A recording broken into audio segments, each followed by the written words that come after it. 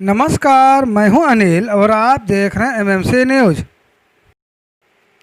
प्रदेश की योगी सरकार भले ही जीरो टॉलरेंस की बात कर रही हो, लेकिन इस जीरो टॉलरेंस का असर जनपद गाजीपुर में दूर दूर तक नहीं दिख रहा है। ताज़ा मामला जनपद के मोहम्मदाबाद तहसील के सियाड़ी गांव का है, जहां साल 2019 में मगई नदी में बाढ़ आने की वजह से फसल बर्बाद हो गई थी, जिसके मुआवजे के लिए किसान काफ़ी जद्दोजहद किए, यहाँ तक कि हाई कोर्ट का भी रुख करना पड़ा।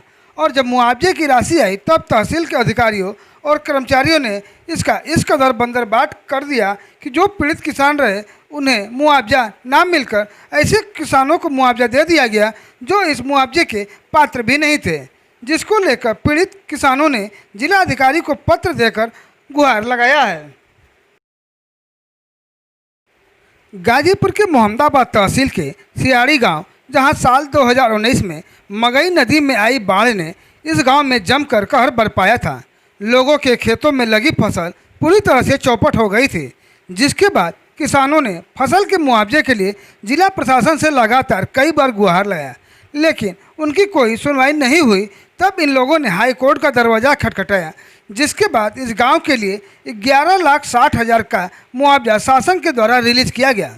लेकिन इस पैसे पर तहसील के अधिकारियों और कर्मचारियों की काक दृष्टि लग गई और इन लोगों ने इस पैसे का जमकर बंदरबाट किया।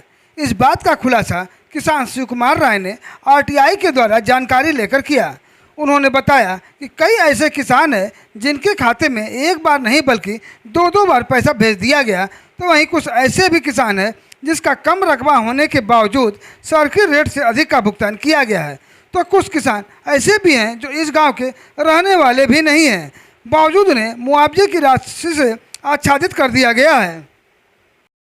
सर, मामला यह है कि खरीफ फसल 2019 में बाढ़ आई थी और उसमें हम लोग का फसल नष्ट हो गया था। इस संदर्भ में सरकार द्वारा इस वर्ष मुआवजा भेजा गया था 11,60,000 रुपया, जिसमें तहसीलदार महोदय और लेखपाल द्वारा मिलकर कूट रचना करके बहुत से किसानों को दो बार, जिसके पास खेत कम है उसको 26,26 हज़ार का पेमेंट किया गया, जबकि सर्किल रेट 13,000 रुपया हेक्टेयर है।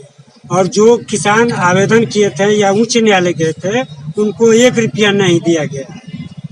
इसी से हम लोग क्षुब्ध होकर पुनः आज जिलाधिकारी महोदय के यहाँ आवेदन देने के लिए आए हैं कि गबन की जांच की जाए। घोटाला खैर, तो जो पिछले साल बाढ़ आई थी उसमें हमारी ग्राम पंचायत का भी चयन हुआ था फसल के नुकसान का पैसा वितरण करने के लिए। तो ये पिछले इसी साल मार्च में उत्तर प्रदेश सरकार की तरफ से पैसा वितरण किया गया, तो जिसमें बहुत से किसानों को पैसा नहीं दिया गया।